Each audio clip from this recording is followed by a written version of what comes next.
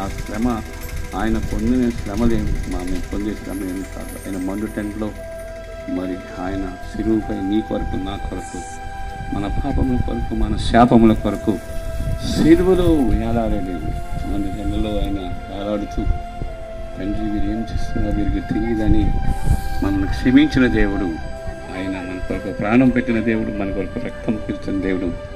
అలాంటి దేవుని గొప్ప కార్యం ఆయనకి కావలసింది నశించిన దాన్ని వెతికి రక్షణ కొరకు నీవు నేను పాపము నుండి అపరాధముల చేత పాపముల చేత చచ్చబడిన మనలను తన దగ్గర ఎంత డబ్బు కలెక్ట్ చేస్తానో తిరిగి ఇచ్చేస్తా అన్నాడండి జక్కయ్య.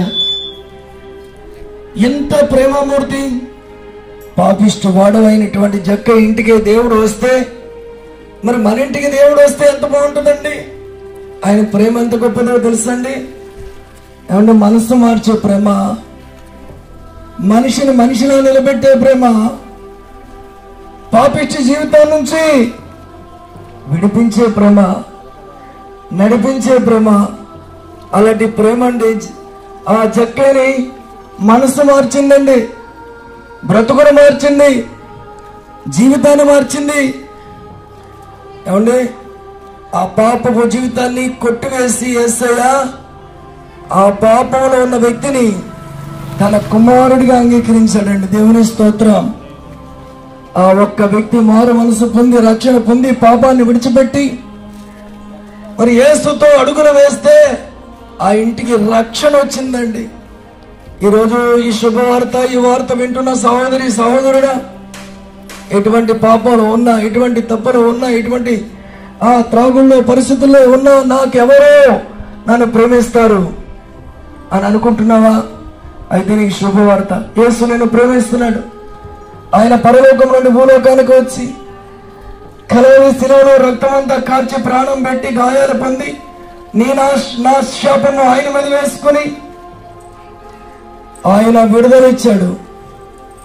ఆయన సత్యము, జీవము, మార్గము. ఆ రక్తం ద్వారా కడగబడితే మోక్షము. ఆ రక్తం ద్వారా కడగబడాలి. ఆయన చనిపోయి ప్రాణం పెట్టి మూడో దినమున పునరుద్ధరణగా తిరిగి లేచిన యేసుక్రీస్తు ప్రభు పరలోకానికి వెళ్ళిపోయాడండి. మళ్ళా రాబోతున్నాడు.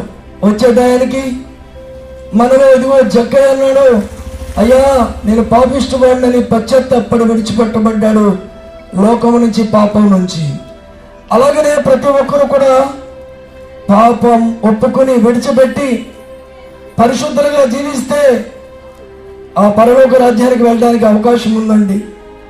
లేదు ఇక్కడ మన ఇష్టం వచ్చినట్లుగా జీవిస్తే అది నరకానికి తీసుకెళ్తుందండి. ఆ నరకానికి ఎవరు వెళ్ళకూడదు. అక్కడ అగ్ని ఆరదు, పురుగు సావదండి. ఏమంటే ఇప్పుడు ఎంత ఎండ ఉందో చూసారా? మరి ఇంత ఎండ చూస్తున్నాం మనం. ఈ ఎండలోనే తట్టుకోలేకపోతున్నాం అంటే మరి ఆ నరకం ఎలా భయంకరంగా ఉంటుందో ఆలోచించండి. అక్కడికి ఎవరు వెళ్ళకూడదనే యేసుక్రీస్తు ప్రభు ప్రేమ చూపించి ప్రాణం పెట్టాడు.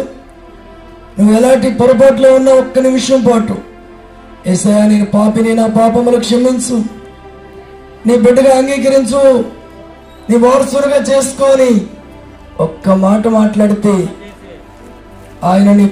ఆయన కుమారుడిగా నేను చేర్చుకుంటాడు, కుమార్తెగా చేర్చుకుంటాడు, ఆ పరలోక వారసులుగా నేను చేసుకుంటాడు. అటువంటి కృప ఈ కాలవాసులకు, బిడ్డలకు, మన భారతదేశ ప్రజలకు ఇచ్చునుగాక. ఆమేన్. మహాపరిషుద్ధుడు అయిన ప్రేమ కలిగిన తండ్రి యేసయ్యా మీకు వందనాలు. ఈ కాలనీలో ప్రభు జరుగుతున్న స్వార్థ సభలను బట్టి స్తుతిస్తున్నాం అయ్యా. 4 దినాలు ప్రభు, మొదటి రోజు జరిగింది, ఇంకా 3 దినాలు ఆ స్వార్థ కోడికలు వచ్చాయి అయ్యా. జక్కయ్య వలె రక్షించబడ్డానికి, జక్కయ్య వలె మారు మనసు పొందుకోవడానికి, జక్కయ్య కుటుంబానికి రక్షణ వచ్చినట్లుగా రావడానికి ప్రతి కుటుంబానికి సహాయం దయచేయమని, ఏ ఒక్క ఆత్మ నశించిపోకూడదు, ప్రతి ఒక్కరు పరలోక వారసులుగా ఉండడానికి సహాయం దయచేయమని అయ్యా. కుటుంబాలు, బిడ్డలు, వారి వృత్తులు, చేతి పనులు, జాబులు, అయ్యా చిన్న బిడ్డలు ప్రతి ఒక్కరిని కూడా దీవించి ఆశీర్వదించి అయ్యా నీ వారసులుగా చేసుకోమని యేసు నామములో ప్రార్థిస్తున్నాము తండ్రి. ఆమేన్, ఆమేన్, ఆమేన్. అందరికీ వందనాలండి. God bless you all. Thank you. Brother, ఒకటి విషయం చెప్తాను నేను. మీకు నచ్చితే తీసుకోండి, లేకపోతే మానే.